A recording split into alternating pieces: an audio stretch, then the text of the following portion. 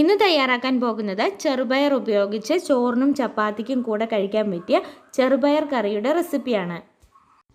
ചെറുപയർ കറി തയ്യാറാക്കിയെടുക്കാനായിട്ട് ആദ്യം തന്നെ ചെറുപയർ ഒന്ന് വറുത്തെടുക്കണം. അതിനായിട്ടൊരു 150 ഗ്രാം ചെറുപയർ നന്നായി കഴുകി വൃത്തിയാക്കി വെള്ളം കളഞ്ഞെടുത്തിട്ടുണ്ട്. അതിനെ ഒരു പാൻ നന്നായിട്ട് ചൂടാക്കിയതിന് ശേഷം അതിലേക്ക് ഇട്ട് കൊടുക്കാം. ഇനി ലോ ഫ്ലെയിമിൽ ഇട്ടതിന് ശേഷം ഇതിനെ നന്നായിട്ട് ഇളക്കി കൊടുത്ത് ബ്രൗൺ നിറമാകുന്നത് വരെ ഒന്ന് വറുത്തെടുക്കാം. ഇപ്പോൾ പയർ വറുക്കാൻ തുടങ്ങിയിട്ട് ഏകദേശം ഒരു 5 മിനിറ്റ് കഴിഞ്ഞിട്ടുണ്ട്. ഇപ്പോൾ പയറിൻ്റെയൊക്കെ നിറമൊക്കെ നന്നായിട്ട് മാറി പയറൊക്കെ തനിയെ തന്നെ പൊട്ടി വരാൻ തുടങ്ങിയിട്ടുണ്ട്. ഇതാണ് പയറിൻ്റെ കറക്റ്റായിട്ടുള്ള പരുവം എന്ന് പറയുന്നത്. ഇനി ഫ്ലെയിം ഓഫ് ആക്കിയതിന് ശേഷം 1-2 മിനിറ്റ് കൂടി തന്നെ ആ പാനിൽ നിന്നൊന്ന് ഇളക്കി കൊടുക്കാം. അല്ലെങ്കിൽ പെട്ടെന്ന് തന്നെ വേറൊരു പാത്രത്തിലേക്ക് മാറ്റി കൊടുക്കുന്നതായിരിക്കും നല്ലത്. ഇല്ലെങ്കിൽ പയറൊക്കെ പെട്ടെന്ന് അങ്ങോട്ട് കരിഞ്ഞു പോകാനുള്ള സാധ്യതയുണ്ട്. ഇനി ഈ പയറൊന്ന് ചെറുതായിട്ടൊന്ന് തണുത്ത് വരാനായിട്ട് മാറ്റി വെക്കാം. ഇപ്പോൾ പയറൊക്കെ നല്ലതുപോലെ തന്നെ ഒന്ന് തണുത്ത് വന്നിട്ടുണ്ട്. ഇനി ഈ പയറൊക്കെ ഒന്ന് നന്നായിട്ടൊന്ന് കുത്തിയെടുക്കണം. അതിനായിട്ട് ഞാനിപ്പോൾ മിക്സിയുടെ ജാറാണ് ഉപയോഗിക്കുന്നത്. ഈ പയർ മുഴുവനായിട്ട് മിക്സിയുടെ ജാറിലിട്ടിട്ട് ഒറ്റ പ്രാവശ്യം ഒന്ന് കറക്കിയെടുത്താൽ മതിയാകും. ഇല്ലെങ്കിൽ പെട്ടെന്ന് തന്നെ പയർ പൊടിഞ്ഞു പോകാനുള്ള സാധ്യതയുണ്ട്. ഇതുപോലെ ഒന്ന് പൊടിച്ചെടുത്താൽ മതിയാകും. ഇങ്ങനെ ഒറ്റ പ്രാവശ്യം കറക്കിയെടുക്കുമ്പോൾ മുഴുവൻ പയറൊന്നും പൊടിഞ്ഞു കിട്ടത്തില്ല. അത് രണ്ടാമത് പൊടിക്കേണ്ട ആവശ്യമില്ല. ഒറ്റ പ്രാവശ്യം ഒന്ന് മിക്സിയിൽ കറക്കിയെടുത്താൽ മതിയാകും. പയറിപ്പോൾ നല്ല പാകത്തിന് തന്നെ പൊടിച്ചെടുത്തിട്ടുണ്ട്. ഇനി ഈ പയറിൻ്റെ തൊലിയൊക്കെ ഒന്ന് കളഞ്ഞെടുക്കണം. അതിനായിട്ട് ഒരു മുറത്തിലിട്ട് നന്നായിട്ടൊന്ന് പേറ്റിയെടുക്കാം. അമ്മിക്കല്ലുണ്ടെങ്കിൽ അതിലിട്ടിട്ടൊന്ന് കുത്തിയെടുക്കുന്നതായിരിക്കും ഏറ്റവും നല്ലത്. ഞാനിപ്പോൾ ഇതിലെ പൊടിയൊക്കെ നന്നായിട്ട് കളഞ്ഞെടുത്തിട്ടുണ്ട്. ഇനി നമുക്ക് കറി തയ്യാറാക്കാനായിട്ട് തുടങ്ങാം. ഞാനിപ്പോൾ കുക്കറിലാണ് തയ്യാറാക്കിയെടുക്കുന്നത്. ഒരു കുക്കർ നന്നായിട്ട് ചൂടാക്കി എടുത്തതിന് ശേഷം 1 ടേബിൾ സ്പൂണോളം വെളിച്ചെണ്ണ ചേർത്ത് കൊടുക്കാം. എണ്ണ നല്ലതുപോലെ തന്നെ ചൂടായി വരുമ്പോഴേക്കും ഇതിലേക്ക് 1 ടീസ്പൂണോളം കടുക് ചേർത്ത് നന്നായിട്ടൊന്ന് പൊട്ടിച്ചെടുക്കാം.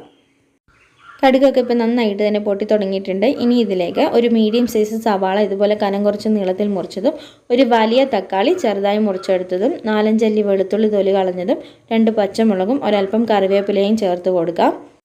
ഇതെല്ലാം കൂടി ഇട്ട് കൊടുത്തതിന് ശേഷം നല്ലതുപോലെ ഒന്ന് വഴറ്റിയെടുക്കാം. ഒരുപാട് അങ്ങോട്ട് വഴന്നുടഞ്ഞു പോകേണ്ട ആവശ്യമില്ല.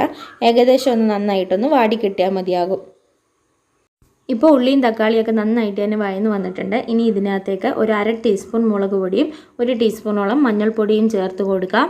മുളക് പൊടി ഇതിനകത്തേക്ക് അധികം ചേർത്ത് കൊടുക്കേണ്ട ആവശ്യമില്ല. ഈ കറി ഏകദേശം ഒരു മഞ്ഞ കളറിലായിരിക്കും ഉണ്ടാവുക.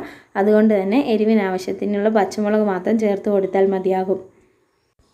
മുളക് പൊടിയും മഞ്ഞൾപ്പൊടിയൊക്കെ ചേർത്ത് കൊടുത്തതിന് ശേഷം ഈ പൊടിയുടെ ഒക്കെ പച്ചമുളക് ഒന്ന് മാറി വരുന്നത് വരെ 1 മിനിറ്റ് നന്നായിട്ടൊന്ന് ഇളക്കി കൊടുക്കാം.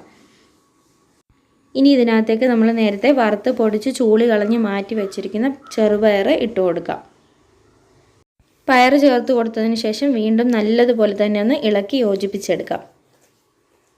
പയറും അരപ്പും ഒക്കെ ഇപ്പോൾ നന്നായിട്ട് തന്നെ ഇളക്കി യോജിപ്പിച്ചെടുത്തിട്ടുണ്ട്. ഇനി ഇതിനകത്തേക്ക് അരമുറി തേങ്ങയുടെ പകുതി തേങ്ങയും, ഒരു 1/2 ടീസ്പൂണോളം വലിയ ജീരകവും, ഒരൽപ്പം മഞ്ഞൾപ്പൊടിയും, ഒരിച്ചിരി വെള്ളവും ചേർത്തിട്ട് നന്നായിട്ട് അരച്ചെടുത്തതാണ്. ഇനി ഇത് ഈ കറിയിലേക്ക് ഒഴിച്ചു കൊടുക്കാം. ഈ സമയത്ത് തന്നെ കറിക്ക് ആവശ്യമുള്ള വെള്ളം കൂടി ചേർത്ത് കൊടുക്കാം. ഞാനിവിടെ ഇപ്പോൾ 1/2 കപ്പ് വെള്ളമാണ് ചേർത്ത് കൊടുക്കുന്നത്. 1/2 കപ്പ് വെള്ളം തന്നെ ഈ കറിക്ക് നല്ല പാകമായിരിക്കും.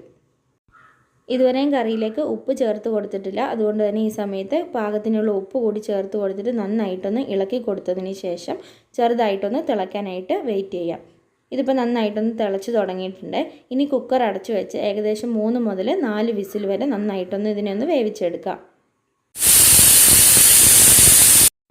പയറിൻ്റെ വേവിനനുസരിച്ച് വിസിലിന് മാറ്റം വരുന്നതായിരിക്കും. ഞാനിപ്പോൾ ഏകദേശം ഒരു 4 വിസിലോളം കേൾപ്പിച്ചെടുത്തിട്ടുണ്ട്.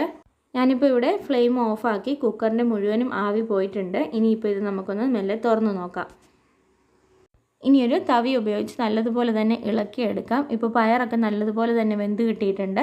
അതുപോലെ തന്നെ കറിയൊക്കെ നല്ല പാകത്തിന് കുറുകി കിട്ടിയിട്ടുണ്ട്.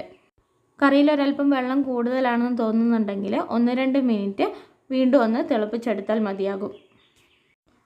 ചോറിനും ചപ്പാത്തിക്കൊക്കെ കൂടെ കഴിക്കാൻ പറ്റിയ ഈ ചെറുപയർ റെസിപ്പി എല്ലാ കൂട്ടുകാരും ഒന്ന് ട്രൈ ചെയ്ത് നോക്കി ഫീഡ്ബാക്ക് അറിയിക്കാൻ മറക്കരുത്. ഇന്നത്തെ വീഡിയോ ഇഷ്ടപ്പെട്ടെങ്കിൽ ലൈക്ക് ചെയ്യാനും നിങ്ങളുടെ ഫ്രണ്ട്സിന് ഷെയർ ചെയ്യാനും, ഈ ചാനൽ ഇതുവരെയും സബ്സ്ക്രൈബ് ചെയ്യാത്ത കൂട്ടുകാരുണ്ടെങ്കിൽ ഒന്ന് സബ്സ്ക്രൈബ് ചെയ്ത് സപ്പോർട്ട് ചെയ്യാനും മറക്കരുത്.